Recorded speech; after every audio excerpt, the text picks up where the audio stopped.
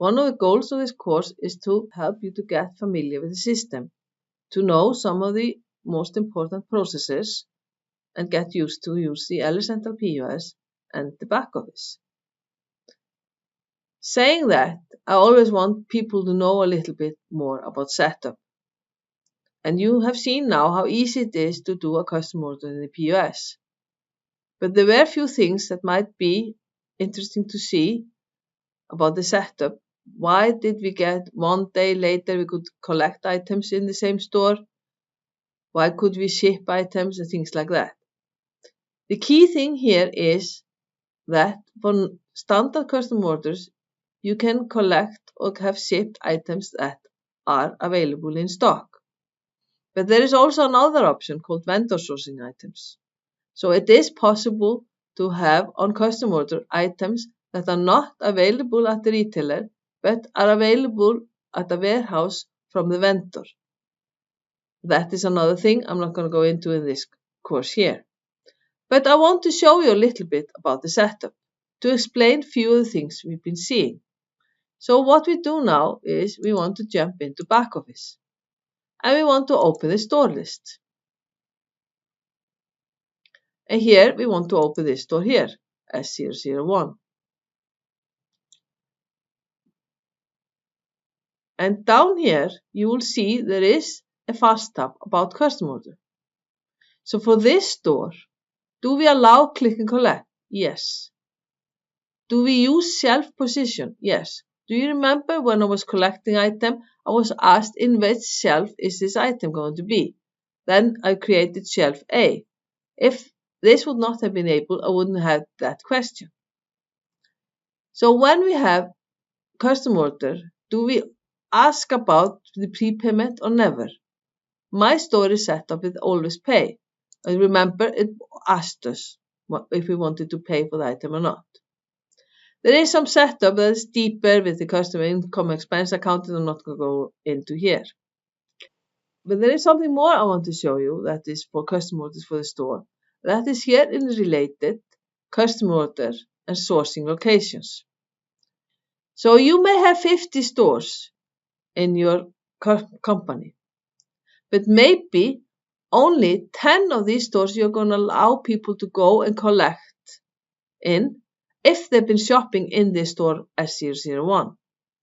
And here you put up a list of those stores you would like them to be able to collect or even be shipped from. So here you put in the lead time calculation. Remember, we were at a certain date and 1 day later we could have the item collected because there is a lead time calculation of 1 day.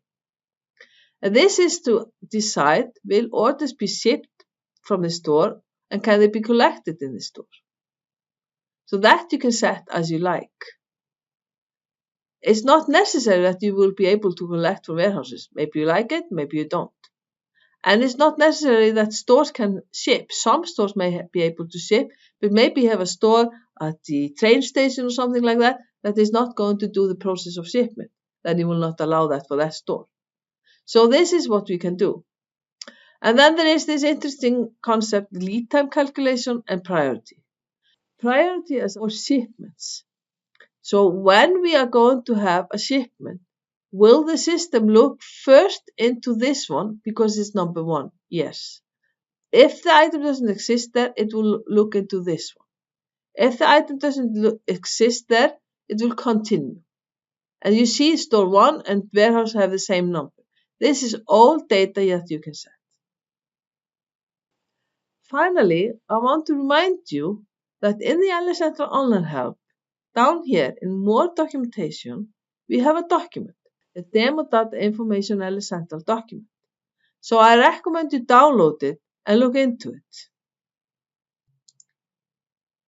Because here we have a chapter about customer orders.